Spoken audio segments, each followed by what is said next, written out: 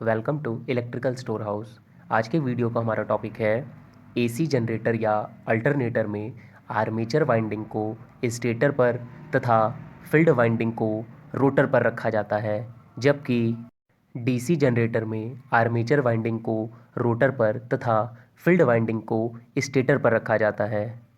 ऐसा हम क्यों करते हैं और ऐसा करने से क्या लाभ होता है, आज के वीडियो में हम इसी टॉपिक के बारे में डिस्कस करेंगे। So let's get started.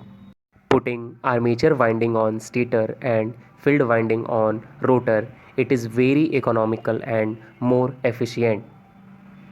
सारे पॉइंट्स को डिस्कस करने से पहले हम थोड़ा सा आर्मेचर वाइंडिंग और फील्ड वाइंडिंग के बारे में जान लेते हैं। Armature winding high power of winding होता है। ये हमेशा एसी वोल्टेज को जनरेट करता है। मतलब जो आर्मेचर वाइंडिंग होगा उसका लिंक हमेशा अल्टरनेटिंग करंट एसी के साथ ही होगा। और जो फील्ड वाइंडिंग होता है ये लो पावर ऑफ वाइंडिंग होता है, जो कि मेन फील्ड फ्लक्स को प्रोड्यूस करता है। और ये जो फील्ड वाइंडिंग होता है इसका लिंक हमेशा डीसी मतलब डायरेक्ट करंट के साथ होता है। ओके। आर्मेचर वाइंडिंग और फील्ड वाइंडिंग का काम यही होता है, चाहे वो AC machine, AC rotating machine में यूज़ की गई हो या फिर डीसी रोटेटिंग मशीन में यूज़ की गई हो। ओके, तो चलिए हम लोग अब हर एक पॉइंट्स के बारे में डिस्कस करते हैं। फर्स्ट पॉइंट है आर्मेचर वाइंडिंग को स्टेशनरी रखने पर, मतलब आर्मेचर वाइंडिंग को स्टेटर पर रखने पर आर्मेचर वाइंडिंग से हाई वोल्टेज 33 केवी पर हाई करंट 10 किलो एम्पियर को प्राप्त करने के लिए किसी प्रकार की स्लिप रिंग तथा ब्रुश की आवश्यकता नहीं होती है। इससे स्पार्किंग की समस्या भी समाप्त हो जाती है। सेकंड पॉइंट है आर्मेचर वाइंडिंग को स्टेशनरी रखने पर आर्मेचर कोर के ओपन स्लॉट्स में वाइंडिंग सुगमता एवं शीघ्रता पूर्वक की जाती है और वाइंडिंग के बाहर निकलने की संभावना भी कम रहती है।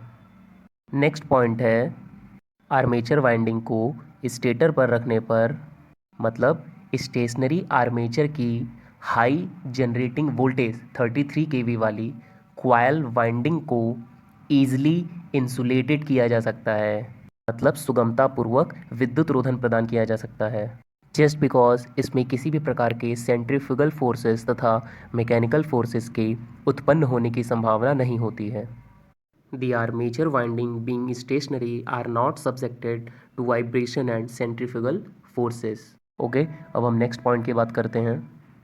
आर्मेचर वाइंडिंग को स्टेशनरी रखने पर स्टेशनरी आर्मेचर की उच्च धारावाही, मतलब high current 10 kilo ampere coil winding के कंडक्टर्स को ईजिली कूलिंग प्रोवाइड किया जा सकता है, मतलब सुगमतापूर्वक शीतलित किया जा सकता है, क्योंकि स्टेशनरी आर्मेचर तथा स्टेटर के आकार को बढ़ाकर इसमें कंप्रेस्ड एयर कूलिंग सिस्टम के लिए बहुत सी एयर डक्ट्स बनाई जा सकती हैं। इसके अलावा आसुत जल या हीलियम, हाइड्रोजन आदि गैस शीतलन प्रणाली तथा आर्मेचर वाइंडिंग के लिए हॉलो कंडक्टर्स का प्रयोग किया जा सकता है। ओके, नेक्स्ट पॉइंट है, अभी तक के पॉइंट्स में हमने देखा कि आर्मेचर वाइंडिंग को स्टेटर पर रखने पर क्या क्या लाभ मिलते हैं। अब हम देखते हैं कि जब हम फील्ड वाइंडिंग को रोटर पर रखते हैं तो उससे क्या एडवांटेज मिलता है। तो नेक्स्ट पॉइंट हमारा है आर्मेचर की अपेक्षा इलेक्ट्रोमैग्नेटिक पोल सिस्टम हल्का होता है, इसलिए फील्ड को अत्यधिक तेजी के साथ घुमाकर आर्मेचर वाइंडिंग में उच्च वोल्टता प्रेरित की जा सकती है, अर्थात जनरेटिंग वोल्टेज बढ़ाई जा सकती है।